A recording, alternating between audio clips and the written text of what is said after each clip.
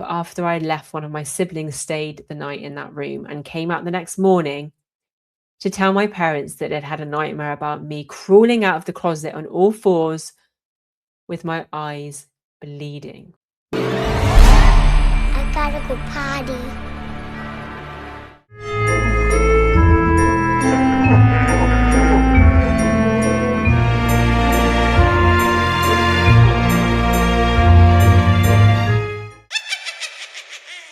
Hello and welcome back to the Darkling Chronicles. I've got a really cool episode for you tonight because I went on Reddit earlier and pulled out just some interesting and weird ghost stories. Some of them are a little dark, some of them are just ghost stories.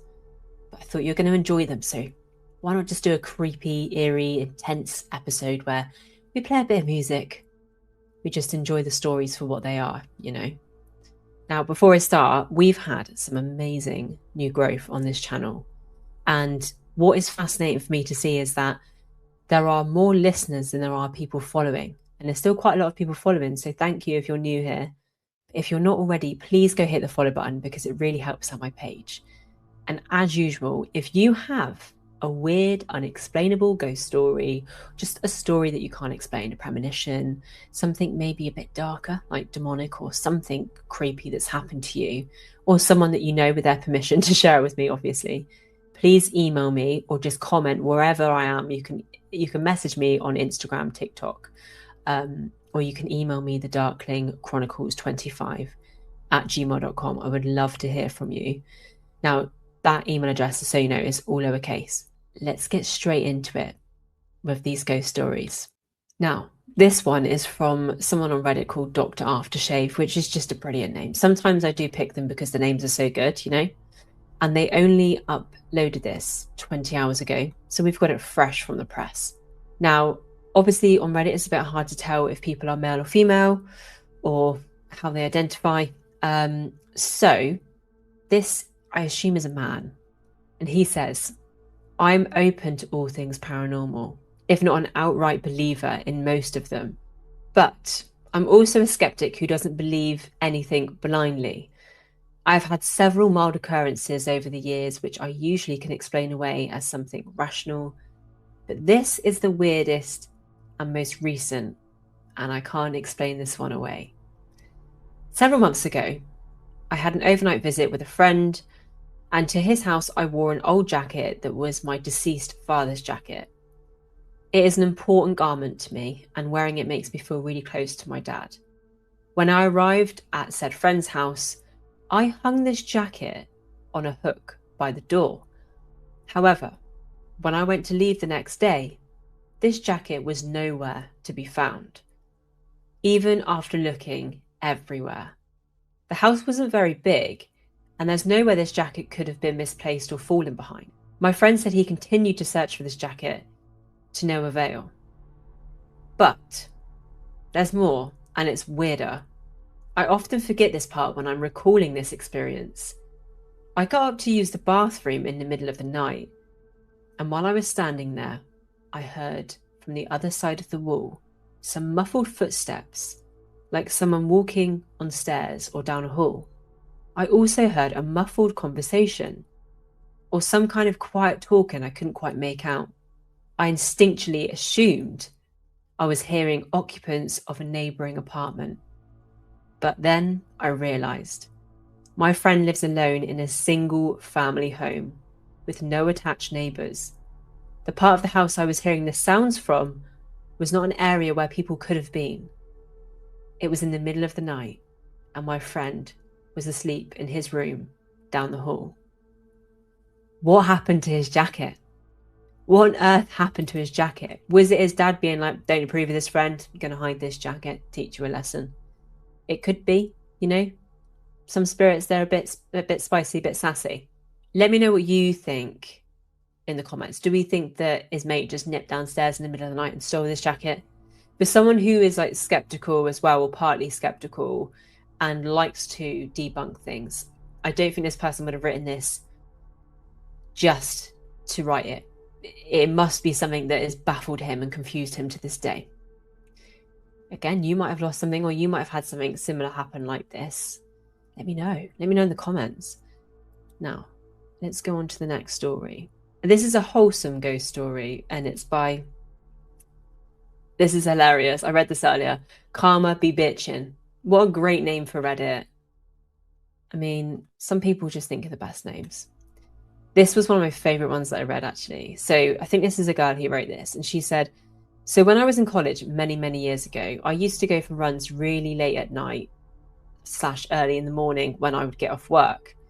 Not the safest, I know, but I was familiar with the neighborhood and I knew someone on every block, and I switched up the route every day. Anyway, after doing this for many years, you get familiar with the normal late night neighborhood scene. I knew what cars were parked where, what parts of the sidewalk jutted up unexpectedly, who left their porch lights on, and who walked their dog really late, and also who left their TVs glowing, etc. Anyway, there was this one route I didn't take often because it was the longest, and after a 12-hour shift, I wasn't always up for it. But whenever I did, I knew that I would happen upon this chick with her yellow lab outside her house. Respectfully, to not freak her out, I always crossed to the other side of the street and gave her a friendly wave to let her know that I wasn't an axe murderer or anything. Now, this part did make me question whether it was a guy or girl, but I still think it was a girl, because Karma Be Bitchin' feels feminine. I don't know. She never waved back or really acknowledged me, and usually by the time I'd reached the corner, they'd already retreated inside. I didn't think much of it beyond that. Just to add, I'm sure that even if you're a girl, you wouldn't want people to think you're an axe murderer. And if you're running really late, yeah, you know, it's feasible, isn't it, that people would think that. So she says, at least that is until now. My mother is a landscape designer and she still lives in our old hood. She was talking to me the other day and she says that she's designing for that house.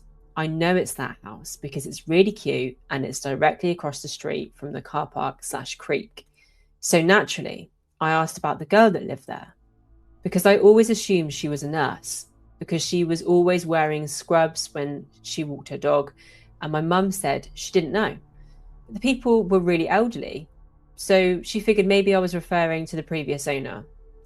Yeah, sure, great, people move and it totally makes sense. My mum calls me up the other day. First thing out of her mouth, what did that chick look like? I asked her to be more specific, as we talk all the time and I bitch a lot about many people, many of them chicks. And she says, the one you used to see on your runs outside the house I'm designing. I then went on to describe her as follows because I remember her vividly. Brown hair, probably medium length, often in a bun or ponytail, usually wearing pink or blue scrubs, lean build, not much taller than me, and probably early to mid 20s. And they put in brackets back when I saw her. My mum went quiet for a minute.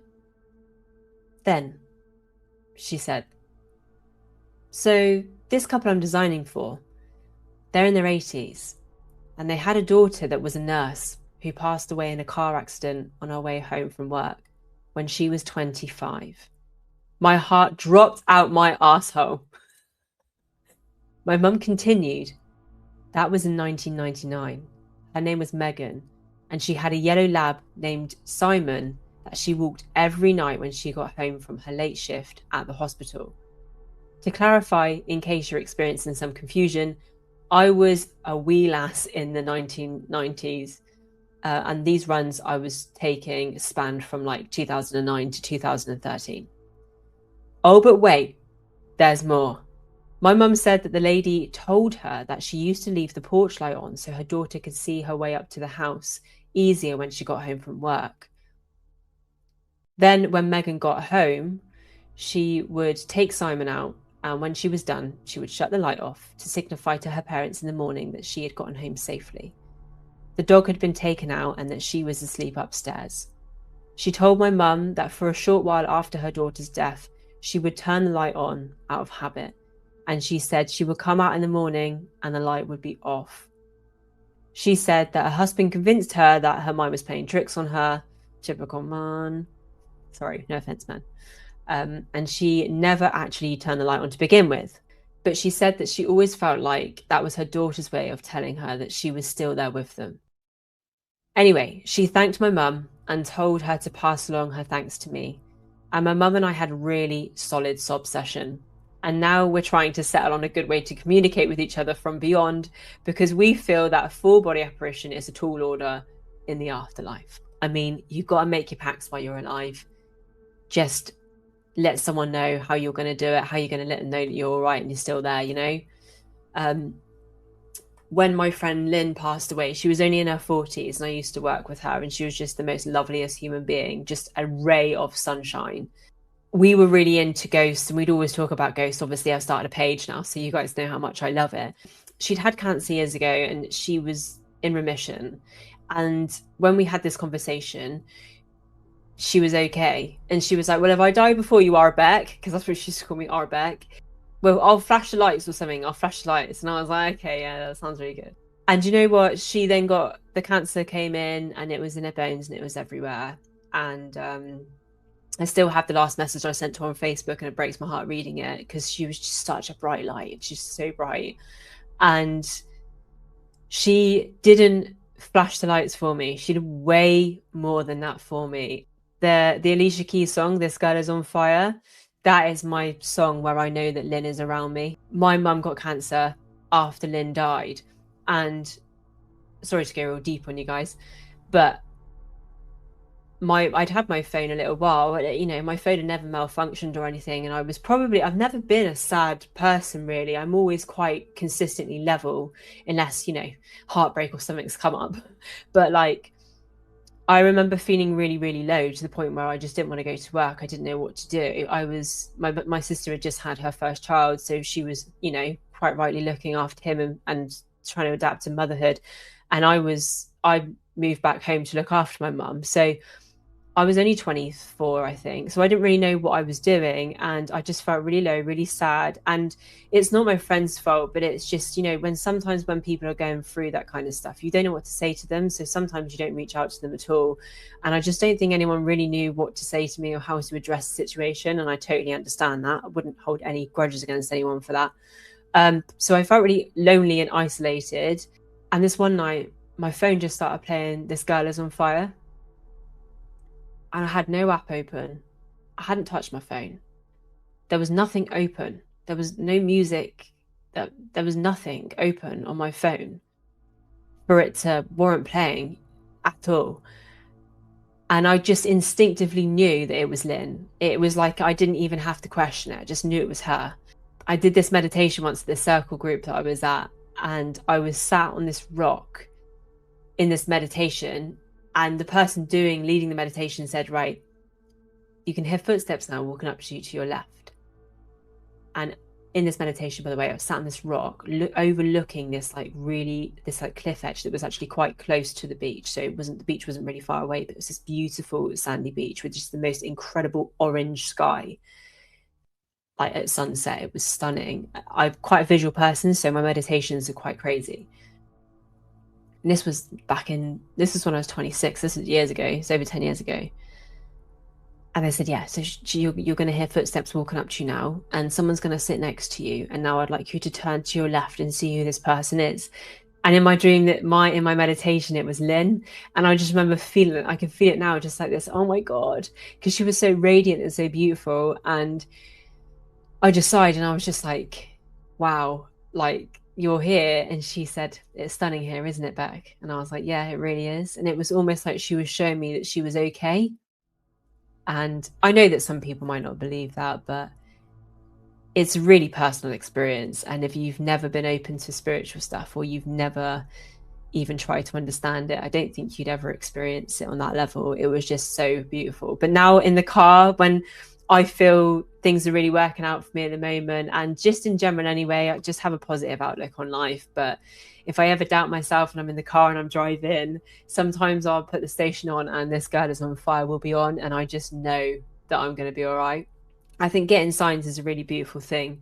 But I also wonder with this story, just going back to the story now, sorry, just tell you all of that. But it's so like, yeah, these signs are so important. You should definitely make a pact with people of what you're going to do, even though when they pass, you don't want them to pass. But hopefully, when they do pass, they can go above and beyond. I know sometimes grief can be so thick that spirit can't seem to get through to you no matter what, because they play the song through the shop, but you're so grief stricken that you can't actually hear that song anyway. But yeah, I wonder if this girl sat on this porch, was actually sat there watching her run to make sure she was safe, because she kind of related to her life. If she was, it sounds like this person who was telling the story has a similar career, doesn't it? Because the only people who work crazy hours, I think, in this world are pretty much nurses. Like, hats off to them, fair play. Like, they work bloody hard, bloody long hours, and it's really unsociable hours as well at times. I think they just work till they drop. I just think these people are incredible. And I just wonder if she was sat there with her lab because maybe she knew she was going to run down that road that night and she just wanted to make sure that she was all right.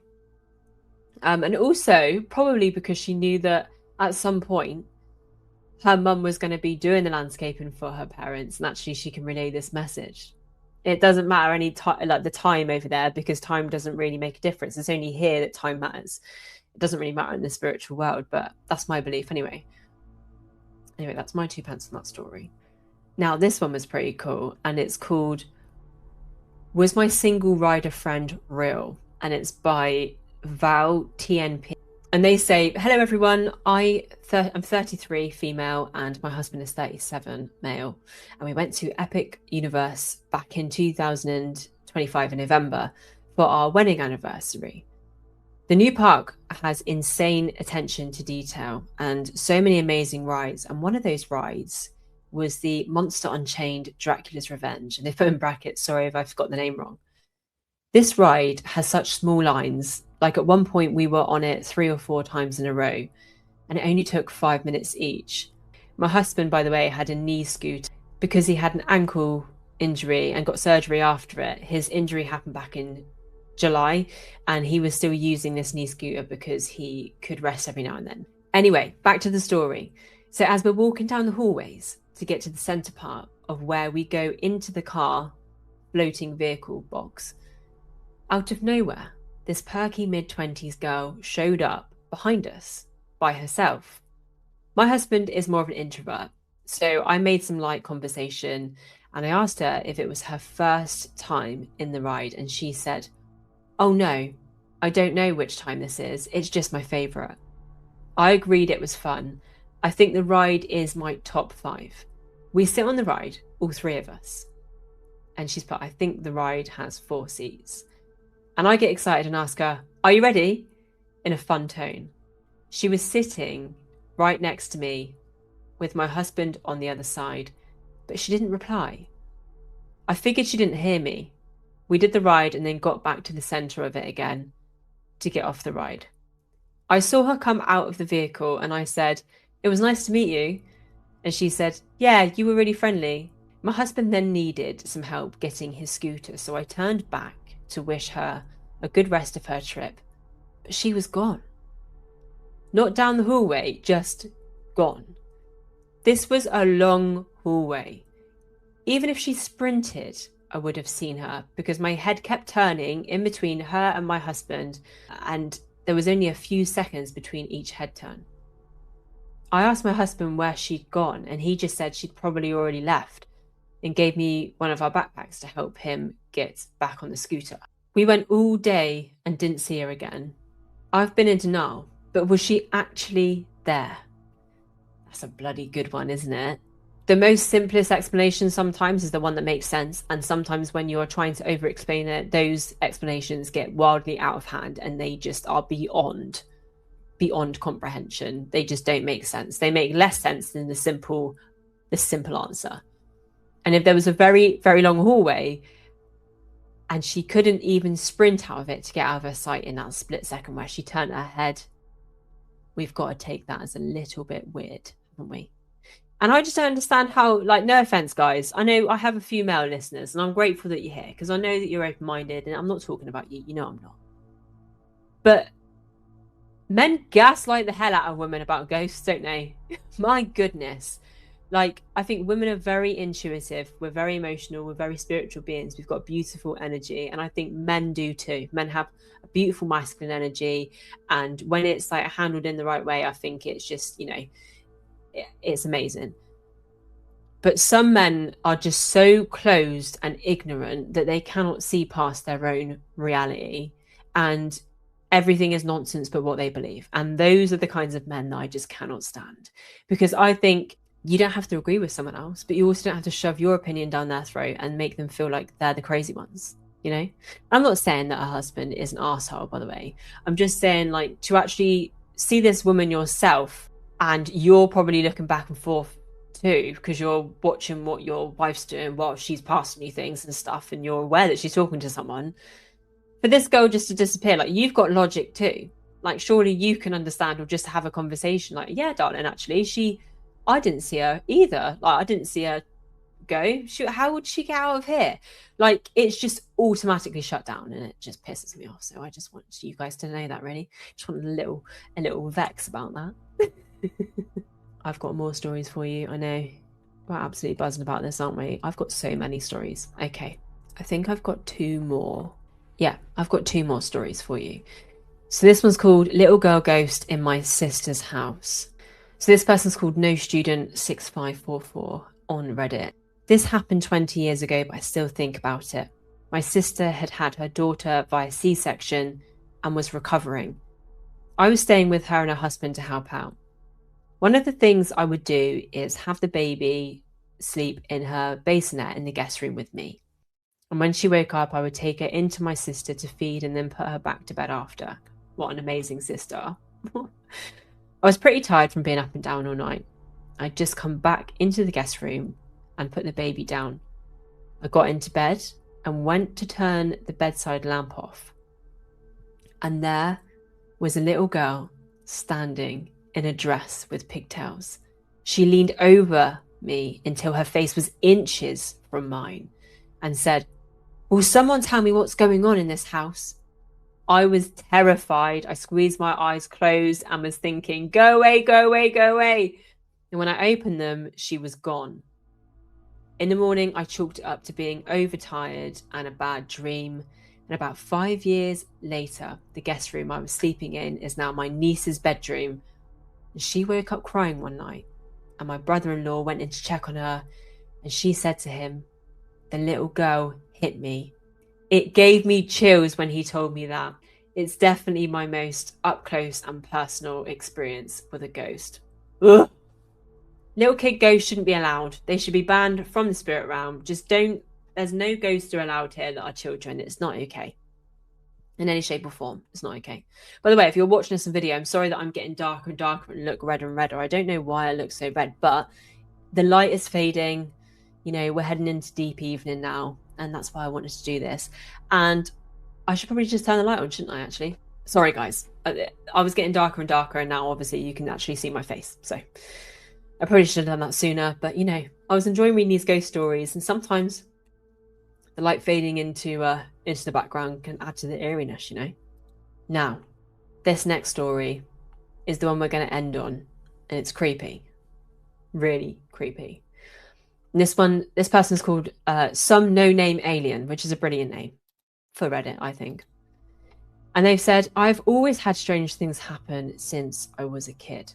But when I was a teen, things got really dark for a long time. I'm 32 now and still reflect on how fucking terrifying this chapter of my life was. This is true. I swear on all 9 of my cat's lives. I remember the night it started. I got a call from a friend to find out that one of our other friends had unalived themselves. It was so crushing, and I cried and screamed most of the night until I was too tired to continue. I finally fell asleep. And of course, my room is in the creepy basement. I had a dream where my bedroom door opened and in stepped a tall, skinny figure that was dressed in all black and had long black hair and pale skin but no face. The figure marched up to my sleeping body on the bed, pulled out a knife and stabbed me in the heart. I woke up immediately in panic and feeling pain. No scratches or anything like that, but I was scared. I started to have a semi-regular dream about the figure, mostly watching me or chasing me. I was super freaked out being in the basement alone after that, since it had a really off-putting vibe. A few months later, my family moved into a different house in a different state, and this is where things got worse. I was really struggling with my mental health. I hated everything and everyone, especially this new town we moved to. My nightmares about this figure got worse and worse, and I'd have more intense dreams about it inflicting violence on me. Once again, my bedroom was in the basement of the new house, which had even more off putting energy in it, and I refused to go downstairs when I was home alone. At the height of things getting really bad, I started to wake up with scratches on my body in really random places like my chest, torso, or legs. Sometimes I'd find bruising too. Then I'd had the worst nightmare out of body experience yet. In this dream, I was standing next to my sleeping body. I felt so much fear and anxiety that I kept looking at the closet at the foot of my bed and then back to my sleeping body. I looked back to the closet and the doors had opened and out stepped a figure. I could feel the panic growing, so I moved closer to my sleeping body. I looked back at the figure and I could sense it was staring at me, the version of me out of my body, despite not having eyes. Without taking its eyes off me, the out of body me, it took a step forward to the foot of my bed and outstretched its hand over my leg, my actual leg. I instinctively put my hand out over my sleeping body's shoulder and we stared at each other. The figure dropped their hand and grabbed my leg, so I grabbed my shoulder at the same time, and I woke up feeling like I couldn't breathe and just fucking terrified. I turned my lamp on and couldn't fall back to sleep for the rest of the night. It's like both of their outer bodies were fighting for control over the sleeping body. That's really weird. Anyway, they say I continued to have scary dreams and interactions like this for a while until I moved out and it finally stopped. What's really wild is I told my parents multiple times about having these issues, and they always chalked it up to my mental health or an overactive imagination. But after I left, one of my siblings stayed the night in that room and came out the next morning to tell my parents that they'd had a nightmare about me crawling out of the closet on all fours with my eyes bleeding. What the actual fuck? The room has been converted to my dad's personal hobby room. I refuse to go in it and it's always really cold and feels unsettling. I don't know what caused the attachment to ultimately stop harassing me or if it just chose to stay in that space, but I'm glad it did. I spent years dealing with the misery it put me through. That is vile, isn't it? That's probably the worst one. You know, I've saved the best one till last there because that's very, very, very terrifying. Now, listen, if you've got a creepy, terrifying tale, please do let me know. I hope you've enjoyed all of these creepy ghost stories. And I guess the last one's slightly more demonic. But I will be doing another episode soon. And yeah, thank you for listening. And if you have anything that you would like me to talk about specifically, please let me know in the comments. And I'll catch you for more ghost tea in the next episode. See you soon.